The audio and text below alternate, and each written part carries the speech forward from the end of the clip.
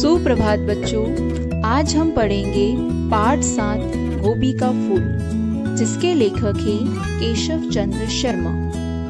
आज हम एक हास्य व्यंग्य कथा गोभी का फूल के बारे में जानेंगे।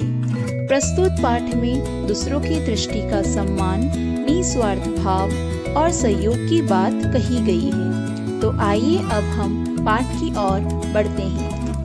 अपने थोड़े से लाभ के लिए कुछ लोग दूसरों को असुविधा में डाल देते हैं। इस हास्य रचना में लेखक ने अपने साथ हुई एक ऐसी ही रोचक घटना का वर्णन किया है। अपने किसी जानने वाले के लिए गोभी के सस्ते फूल लाने के चक्कर में उन्हें कैसी मुश्किलों का सामना करना पड़ा। आप तो बाबू हनुमान प्रसाद को नहीं जानते होंगे, पर बाजार के सभी सब्जी वाले उन्हें अच्छी तरह पहचानते हैं। घर की साग सब्जी वे ही बाजार से ही खरीद कर लाते हैं। हरे धनिये की गड्डी मुफ्त में मांगना, सलजम के पत्ते तुड़वाकर तुलवाने का आग्रह करना, आलू छांट कर चढ़वाना और अरवी धुलवाकर मिट्टी हटा कर लेना आदि अनेक ऐसी बातें हैं जिनके कारण सब्जी मंडी का हर व्यक्ति उन्हें पहचानता है।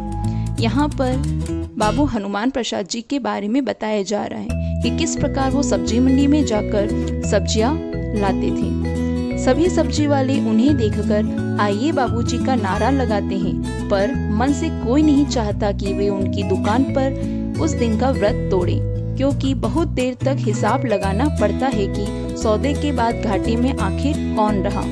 इसमें बताया गया है कि हनुमान प्रसाद जी जब भी सब्जी मंडी जाते तो वो सभी सब्जी मंडी वालों से बहुत ही मोल भाव करते थे, इसलिए कोई भी नहीं चाहता था कि वो उनके दुकान पर आकर सब्जियां खरीदें।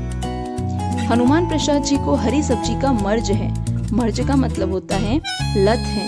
किस सब्जी में कितने विटामिन होते हैं, कितना लोहा, कितना चूना, कितना कत्था, कितनी लकड़ी, कितनी ईंट, इसका जितना ज्ञान उनको है वैसा किसी पोस्ट मास्टर को अब तक निकले हुए डाक टिकटों के बारे में भी नहीं होगा।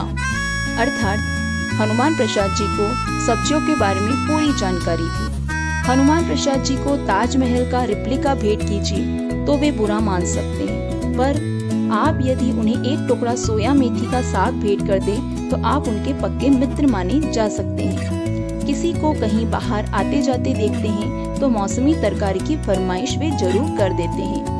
अर्थात हनुमान प्रसाद जी को सब्जियों से इतना लगाव था कि अगर उन्हें कोई ताजमहल की अनुकृति या मॉडल उन्हें अगर दे दे तो शायद वो उतने खुश नहीं होंगे जितना कि सब्जियां पाकर वो खुश हो जाते हैं। उस दिन मुंह से अचानक निकल पड़ा कि मैं लखनऊ जा रहा हूँ।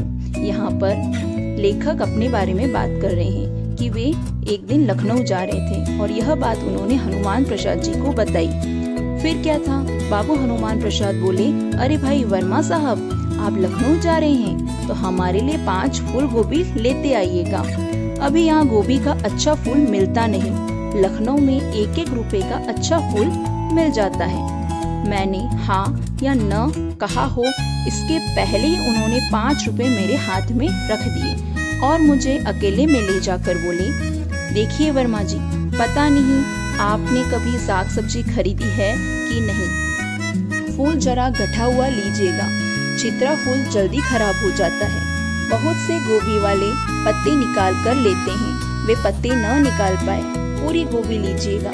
पत्ते में जो कैलोरी होती है वह फूल में तो होती ही नहीं, पत्तों के डंठल का अचार बहुत अच्छा होता है। इस प्रकार हनुमान प्रसाद जी ने लेखक को गोभी की सारी विशेषताएं बताते हुए उन्हें अच्छी गोभी लाने का आग्रह किया। आज के लिए इतना ही बच्चों, कल का पाठ हम अपनी आगे की कक्षा में पूरा करेंगे। धन्यवाद।